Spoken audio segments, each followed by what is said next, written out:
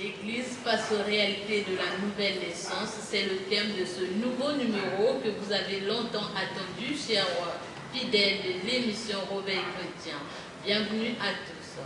Ce matin, vous allez remarquer, je ne suis pas en co-présentation avec Jean-Rodrigue Ngapuso, mais nous serons avec Mwamba Parvo, qui n'est autre que le petit frère de Jean-Rodrigue Ngapuso, qui dorénavant ne sera plus avec nous dans cette édition. Il pourrait intervenir à tout moment maintenant comme invité. Bienvenue à tous. Bonjour Mwamba Parvo. Vous êtes en forme, à l'aise dans cette édition, j'espère? Très en forme. Okay. Voilà, nous allons commencer, pasteur, si vous avez un mot particulier à dire d'abord à nos téléspectateurs, nos auditeurs qui vous suivent. Okay. D'abord, je remercie le Seigneur pour ce grand privilège. Et si je faut dire un mot, c'est juste toutes nos excuses, parce que nous avons comme donné le goût à ceux qui nous suivent, et sans vous tenir au courant, nous avons un peu rompu avec nos émissions. C'était pour des raisons qui sont fondées, mais je pense que vous savez, des fois il faut mieux reculer pour mieux sauter, comme on dit souvent. Donc nous sommes revenus, je crois que de temps en temps, toutes les semaines, vous aurez toujours un numéro pour la gloire du Seigneur. Ce que je vais vous demander, c'est de prêter attention à ce qui va se dire aujourd'hui. Je suis sûr que le Seigneur va encore nous édifier par la grâce de Dieu. Merci. Voilà, merci pasteur. L'Église passe aux réalités de la nouvelle naissance. C'est le thème de ce matin. Pasteur, nous parlons et nous continuerons toujours à parler de la nouvelle naissance, puisque la nouvelle naissance s'avère être l'un des grands thèmes de la vie. Alors, dernièrement dans l'émission Réveil Chrétien ici, vous avez dit que la nouvelle naissance était une obligation, selon Jean, le livre de Jean 3, verset 7. Alors, quand on oblige quelque chose à une personne, pasteur, il y a certainement des bénéfices auxquels cette personne doit s'attendre. Quels sont les bénéfices ou les avantages de la nouvelle naissance? Okay. Merci beaucoup, je crois que la question est fondée. Vous savez, tout ce que Dieu nous dit dans la parole, Dieu a des avantages. Et lorsqu'on respecte ce que dit la parole, nous avons accès à ces avantages. Donc les avantages, il y en a tellement, peut-être on n'aura pas peut-être le temps de tous les citer, mais déjà, vous savez, lorsque Dieu vous oblige quelque chose, vous savez, tout a commencé d'abord avec Dieu, il faut partir de là. Et tout finira avec lui. Il a dit, je suis l'alpha et l'oméga, le commencement et la fin de la journée. Donc lorsqu'il parle, il connaît la fin de toutes choses. Donc s'il arrive à nous obliger, c'est comme aujourd'hui, on ne peut pas vous forcer à faire ce qui peut vous aider un jour. Mais Dieu est obligé de le faire, c'est parce qu'il connaît l'être qu'il a créé. Et croyez-moi, s'il le fait, c'est parce qu'il connaît que c'est une obligation. Il n'y a pas d'autre chemin. Il n'y a pas d'autre chemin. Parce que quand on lit Jean chapitre 14, verset 6, Jésus a dit, puisque c'est par lui que nous repartons vers le Maître, il dit, je suis le chemin, la vérité et la vie. Il dit, nul ne peut passer par le Père si ce n'est par moi. Et Jésus, c'est quoi? C'est la parole de Dieu. Et c'est de la parole de Dieu qu'on apprend qu'il faut que vous laissez de Dieu. Déjà, cette parole, lorsque Jésus le dit, il le dit à un homme qui était déjà religieux, qui connaissait la parole de Dieu, mais qui avait oublié l'essentiel. Voilà pourquoi il dit, il faut que vous laissez de Dieu. Donc, une obligation. Alors, pasteur, on a entendu dire, parmi les réalités de la nouvelle naissance, il y a la vie éternelle. Oui, il y a la vie éternelle. C'est vrai, c'est vrai. C'est vrai, c'est pas une mensonge ou bien une illusion, comme beaucoup le pensent. C'est toute une réalité palpable du tout. Certains sont en train de le vivre, certains l'ont vécu. Déjà, quand on parle de vie éternelle, vous savez, éternel, c'est quoi? Ce qui n'a pas de fin. C'est facile à comprendre si vous comprenez la nature de Dieu. Quand on dit l'éternel Dieu créateur, ça veut dire que c'est une force qui n'a pas de commencement, qui n'aura pas de fin, qui a créé toutes choses. Et Dieu est esprit. Rappelez-vous, lorsque Dieu a créé l'homme, d'abord c'est homme et femme, c'était d'abord esprit qu'il a créé, avant de former l'homme physique. Donc, en tant qu'esprit, l'homme est supposé vivre éternellement. Parce que quand Dieu crée l'homme était dans la dimension de Dieu, c'est-à-dire qu'il était éternel. Je ne sais pas si je peux comprendre. Donc, c'est un peu ça. À vie éternelle. Donc, si on comprend bien, l'homme, d'une manière générale, nous savons que l'homme ne vit pas une éternité. L'homme vit un jour, il mourra. Donc cette vie éternelle dont nous parle la Bible, ça n'a rien à voir avec notre corps. Ça veut dire que ce n'est pas bénéfique pour notre vie sur la terre. Non. Non, c'est dangereux ce que vous dites, moi. Parce que c'est un esprit que Dieu met dans un corps. Il associe une âme.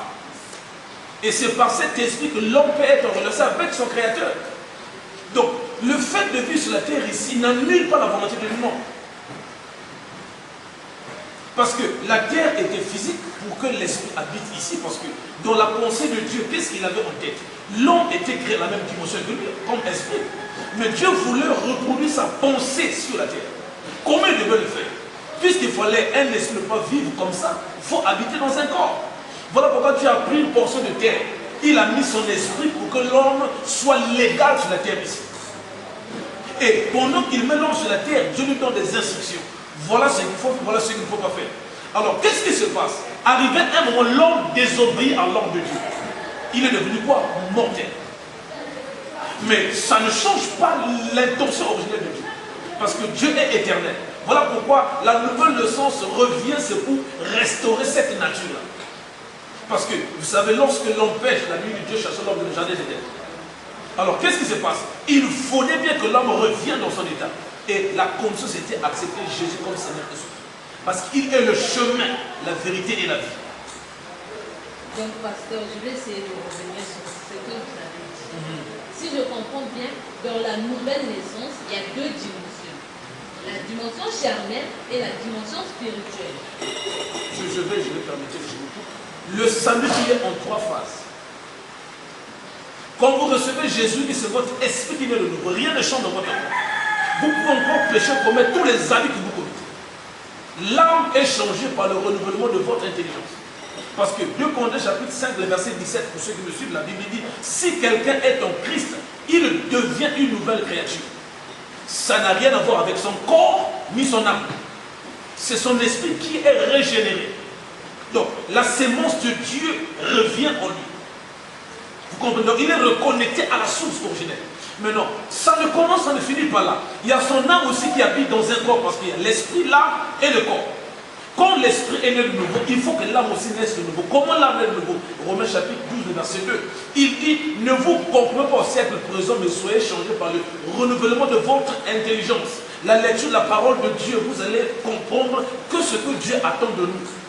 Et le corps, lui, il est né de nous par un exercice personnel. Et c'est lorsque Jésus viendra. Vous comprenez un peu? Donc, si vous arrivez à ce point, vous n'aurez pas trop de problème à comprendre ce que c'est. Donc, je vais dire, pasteur, la vie de l'au-delà, la vie après la nouvelle naissance, il y a encore, disons, quelque chose de plus grand là à détailler, si je vois bien, et on va le réserver pour ceux qui nous suivent. Nous allons un jour réinviter le pasteur sur le thème de l'au-delà, parce que je comprends bien qu'il y a quelque chose de plus par rapport à la nouvelle naissance en ce qui concerne la vie spirituelle. Voilà, donc on en parlera un peu en large dans une autre émission, dans un autre thème. Et nous allons donc poursuivre, pasteur. Le frère Barbo a certainement une question à poser après tout ce que nous demande, pasteur. Alors, pasteur, déjà, nous sommes contents aujourd'hui de recevoir un homme de Dieu tel que vous. Pasteur, la Bible est un livre assez complexe avec des sujets difficiles à comprendre, dans entre autres le sujet dont nous sommes en train de discuter aujourd'hui. Pasteur, nous avons deux termes bibliques. Il y a le terme né de nouveau, il y a aussi le terme chrétien. Nous voulons un peu savoir s'il y a une divergence entre ces deux termes ou bien ce sont des termes qui vont dans le même sens, pasteur. Ok. Je vais expliquer surtout pour le peuple de Dieu. Je me rappelle, je crois, 3 fois, j'ai été exposé à des personnes qui sont des prédicateurs, qui jusque-là n'avaient pas la vraie compréhension de ces points. Je pense que si un homme de Dieu qui dirige une église de plus de 200-300 personnes ne comprend pas certains faits, croyez-moi, non. Ceux qui ne vont pas à l'église ou le nouveau chrétien ont de sérieux problèmes. Donc permettez-vous que je suis suivant attentivement. Déjà, il y a le mot naître de nouveau et le mot chrétien. Alors, la différence, c'est quoi? En fait, c'est presque la même chose, mais il y a une petite différence là-bas. Dans le sens où naître de nouveau, c'est une forme d'initiation. Parce que l'homme étant Dieu, a perdu sa nature divine. Alors, il est devenu quoi? Un être mortel. Étranger à la nature de Dieu, complètement. Donc, tout ce qui concerne Dieu est comme une surprise pour lui. Vous voyez aujourd'hui quelqu'un qui fume, pourquoi il fume? Il est contre la nature de Dieu.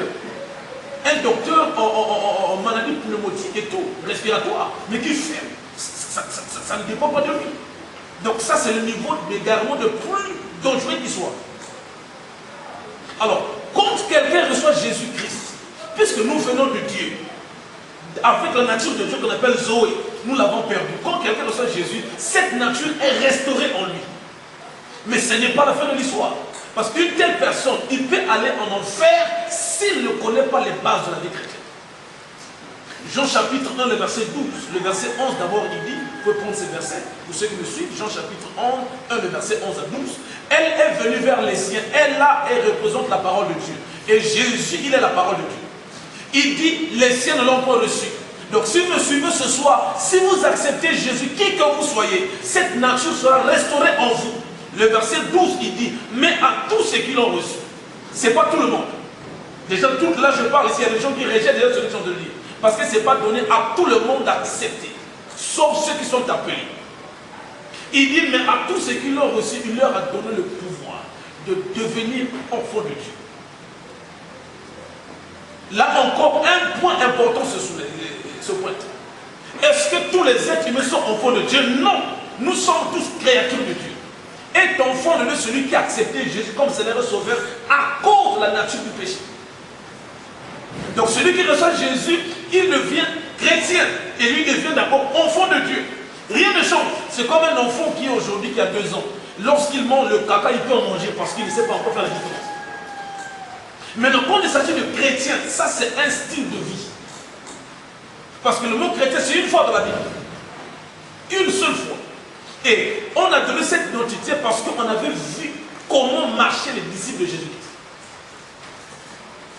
Permettez que je lise les Écritures. Qu'on appelle ça les Actes des Apôtres, chapitre 11, le verset 26. Actes chapitre 11, le verset 26. Je vais lire. Pour ceux qui nous suivent, ça c'est après que Jésus a fini sa course, il était parti, les disciples sont restés, donc ils étaient en train d'amener une certaine vie qui était différente des autres. Alors, regardez le verset 26. Et l'ayant trouvé, il l'emmena à Antioche. Pendant toute une année, ils se réunirent aux assemblées de l'église. Et ils enseignèrent beaucoup de personnes.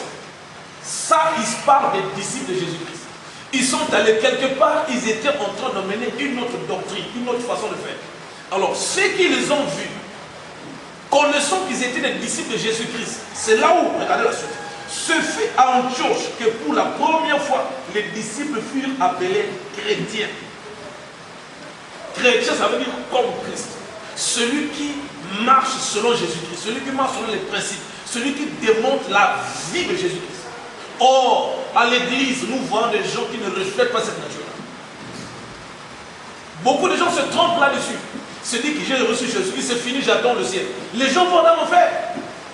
Parce que ce n'est que le début de la marche chrétienne. Quand vous recevez Jésus-Christ.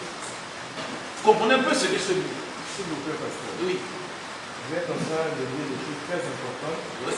Il y a un point que vous avez soulevé, un verset, je pense, Acte 11, le verset 26, où on nous dit que c'était pour la première fois que ceux-là qui suivaient Jésus furent appelés chrétiens. Je me dis qu'il y a sûrement une chose, une raison qui a fait que l'on appelle ces personnes-là chrétiennes. Parce qu'aujourd'hui, nos églises se remplissent. Les églises se remplissent.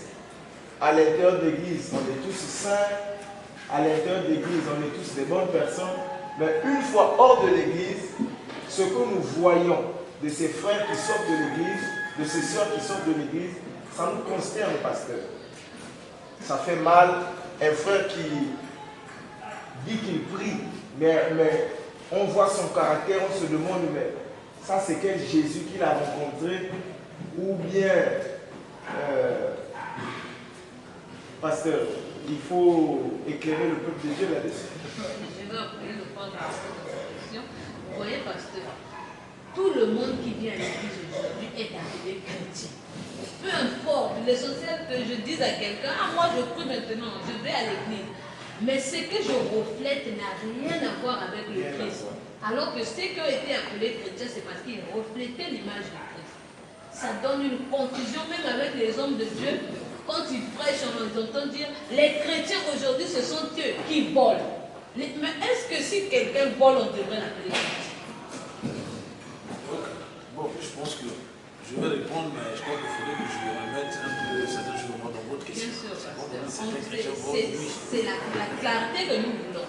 Il peut arriver qu'un chrétien tombe lorsqu'il devait faire des spirituels automatiquement. Voilà pourquoi le chrétien, lorsqu'il devient chrétien, il y a un signe qui l'attend. Il y a des milliers qui ne veulent plus fréquenter par exemple. Il y a tout ça. Mais non, pour la question qu'on dit qu'on voit des gens qui viennent à l'église, je suis d'accord. Hein? On en a vu. J'ai dit ici en passant, tous ceux qui viennent à l'église ne sont pas chrétiens. Non. Être chrétien, celui qui a resté Jésus-Christ et qui marche en nouveauté de vie. Et son témoignage devait quoi? Tout un message pour ceux du dehors. Je sors d'une église, je vais dire le nom. En fait, c'est pas à cause de ça que je suis parti de l'église, hein, pour ceux qui me suivent, peut-être oui, moi aussi. Non, je ne vous chasse pas de votre église. Alors, nous étions encore très jeunes, adolescents à l'époque et tout, et il y avait une situation qui s'est passée à l'église, et le jour où, vous savez, comme on dit toujours, 9 jours pour le voleur, 10e jour pour le propriétaire, le jour où finalement on attrapait le voleur spirituel, je veux dire. Donc il y avait un groupe de sorciers dans le quartier qui bloquait l'avenir des jeunes. Les gens ne travaillaient pas, les gens pouvaient se marier et tout. Les gens étaient là. Les gens vieillissaient dans le quartier, jouaient aux dames. Et le jour où on expose tout, qu'est-ce qui se passe? On se rend compte, il y a un groupe de sorciers et ils avaient une antenne. L'antenne là, c'était une personne dans l'église de Réveil qui était diacre depuis 17 ans. Donc c'est par le diacre qui pouvait contrôler la vie des gens. Ça c'est du vécu. Une telle personne, on peut dire il est chrétien, mais soit qui a fait naufrage dans la foi. Parce que lorsque tu reçois Jésus-Christ, Dieu te dit ne pêche plus. Quand tu pêches une fois, tu ne te réponds pas. Tu pêches 2 fois, ça devient style de vie. Tu es habitué au péché. Même quand on pêche le péché, ça ne te fait absolument rien. Parce que et puis on va répondre la vie. Ils sont là dans l'église. Parmi eux, il y a des gens qui ne sont pas chrétiens, qui se font chrétiens. Je prends l'exemple. Quelqu'un, vous savez aujourd'hui, Job chapitre 1, le verset 6, la Bible dit quoi? Les enfants étaient rassemblés ensemble, Satan aussi est venu milieu. Chaque église de réveil, une église là où la vérité est prêchée, les intrus ne manquent jamais. Si vous êtes homme de Dieu, croyez-moi, ne vous embrouillez pas. Parmi les gens qui viennent vous voir, il y a des actions du diable qui s'infiltrent là-bas. Vous devez être assez mature pour le localiser. Je ne suis pas contre l'église, je suis pasteur, je sais ce que je dis. Donc ceux qui viennent à l'église, il y a des gens qui viennent parce que il dit bon, on nous a dit, quelqu'un m'a dit pasteur, moi je ne vais pas me marier le jour où je vais faire la pagaille. Le jour où j'aurai besoin d'une femme, je vais aller à l'église. Donc cette personne est venue à l'église avec son avec ses moyens, pas pour Dieu. Tout ce qu'il va faire, c'est pour plaire aux gens parce qu'il a besoin d'une femme. Combien de femmes aujourd'hui qui ont échoué dans la vie? Ils ont mené une vie aujourd'hui, comme on dit, bon, comment est tout là? Donc c'est une vieille cocotte. C'est dit, bon, je vais à l'église au moins peut-être. Parce que dans certaines églises, ça c'est ce qu'on entend. Je n'ai jamais vécu. Quand on est dans l'église, on doit payer sa balle. Donc tu viens là-bas, on te donne une femme ou bien un mari. Alors, si je suis quelqu'un, je sais que j'ai mené une vie de débauche et tout, apparemment les hommes ne viennent plus de moi. Je vais à l'église là-bas, on doit les marier. Je vais venir là-bas pour qu'on me donne un mari. Mais je ne serai jamais chrétien. Donc il y a toutes ces choses-là que nous avons dans l'église.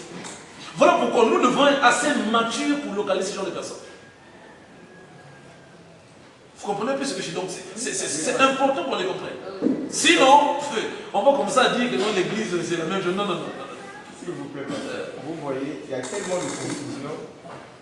Là, par exemple, vous dites par rapport au témoignage que vous avez partagé, que c'est un diacre qui était au centre de ces mouvements-là et tout. Le diacre a été nommé dans l'église et peut-être par le pasteur lui-même.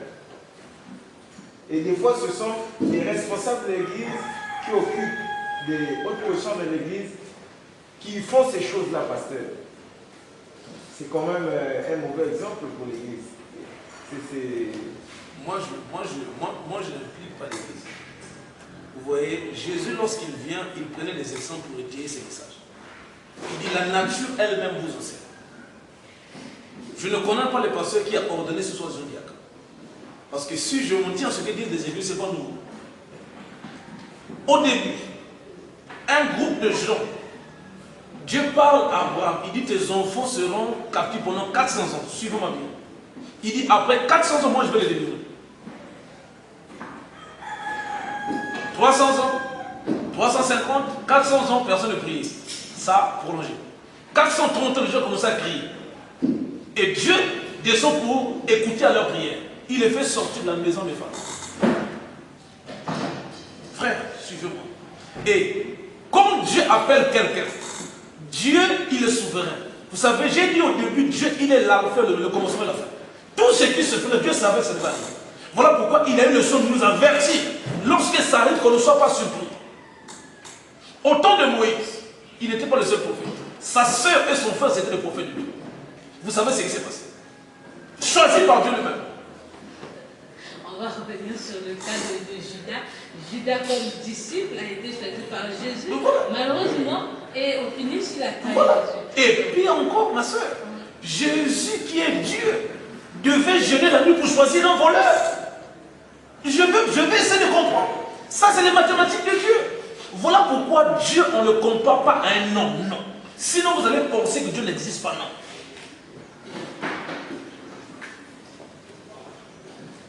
Donc, cette personne, l'histoire de Myriam, c'est l'arrogance, c'est l'orgueil. Quand le diable veut détruire quelqu'un, l'une des choses qu'il met en place, c'est l'orgueil. Je prends un exemple. Dieu t'a élevé, après il élève quelqu'un au-dessus de toi. Et cette personne, toi tu as plus de niveau que lui. Tu commences à réagir. En temps normal, c'est moi qui devais être à sa place. Non. Quand Dieu l'a élevé, il savait que tu étais là. S'il ne t'a pas choisi, c'est que tu ne peux pas gérer ça. Ça, c'est une affaire de magie. Il y a tellement de choses. Judas, qu'est-ce qu'il avait dit? Satan était entre eux. La même chose aussi, l'esprit de la rébellion. Qu'est-ce qui serait arrivé si elle avait maintenu sa position? Elle serait de la gloire aujourd'hui. On parlerait d'elle aujourd'hui. Mais, parti.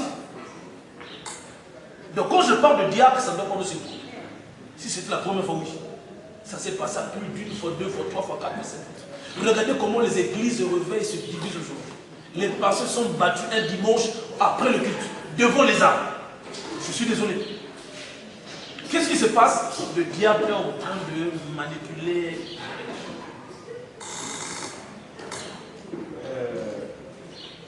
Pasteur, par rapport à tout ce que vous avez dit, on a comme l'impression qu'il y a une bataille de nature en l'homme. C'est comme s'il y a une nature qui combat la nature de Dieu. C'est comme s'il y a en l'homme, il y a une nature divine, il y a aussi une nature humaine, et il y a une bataille entre ces deux natures-là. Il faut essayer un peu de nous expliquer.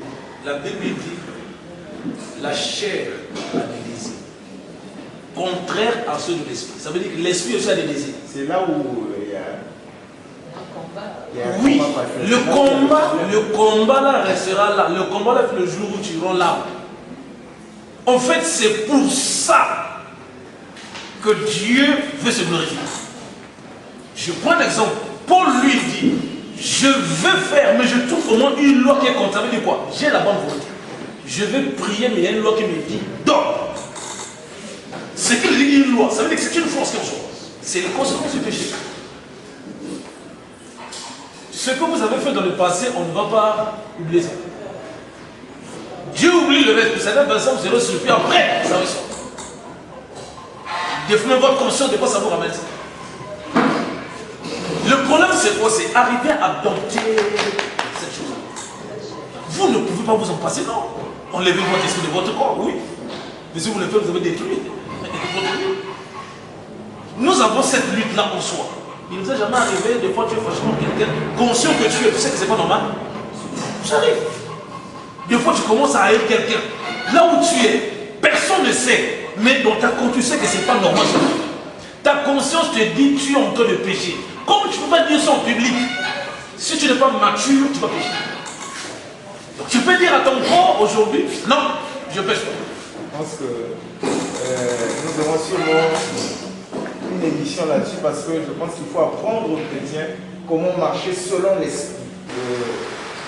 Soulever, vous dites que tout le monde n'est pas enfant de Dieu, mais tout le monde est créature de Dieu. Imaginez par exemple une personne qui a son doctorat et vous dites à un homme intellectuel que tout le monde est créature de Dieu, mais tout le monde n'est pas enfant de Dieu. Ça semble un peu être absurde, pasteur. Absurde selon l'intelligence humaine. Ici, nous ne parlons pas d'être humain, nous parlons de celui qui a fondé toutes choses. Vous savez, dans la vie, le plus grand bien que Dieu a donné à l'humanité, c'est la vérité. On ne peut pas changer ce qui est vrai, non. Les gens me suivent, vous êtes allé à l'école, vous avez un doctorat, vous avez qui et tout, ok, je suis d'accord. Mais regardez au fond de vous, il y a un vide qui est là, que le niveau qu'on a ne peut pas combler. Jamais. Là où Dieu intervient. Je suis le chemin de la vérité et la vie. Nicodème, c'est un homme instruit, il avait un doctorat en théologie. Instruit. Donc les raisons qu'il évoquait étaient fondées. Jésus lui dit, mets ça de côté, tu risques d'aller en enfer avec la théologie. Voilà pourquoi aujourd'hui il est difficile un homme instruit. Voilà pourquoi c'est rare, il raisonne tellement trop. J'en sais quelque chose, je suis passé par là. Donc Jésus arrive devant Jean-Baptiste un jour pour qu'il se fasse baptiser. Jean-Baptiste était quelqu'un qui était très averti. Donc il voit Jésus, il dit ça c'est le Fils de Dieu. Donc il refuse qu'il le baptise. Il voulait se faire baptiser par Jésus. Mais Jésus lui dit, c'est ce que je dis à tous ceux qui nous suivent aujourd'hui. Vous êtes intellectuels, vous êtes je ne sais où, quel est votre rôle. C'est bien. Moi je connais les gens qui sont plus élevés peut-être.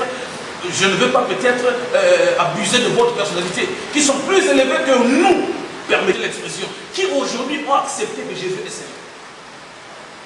Donc ça n'a rien à voir avec le niveau scolaire, non. Le problème c'est d'accepter si c'est la vérité ou pas. Il dit quiconque l'accepte, donc c'est pas n'importe qui.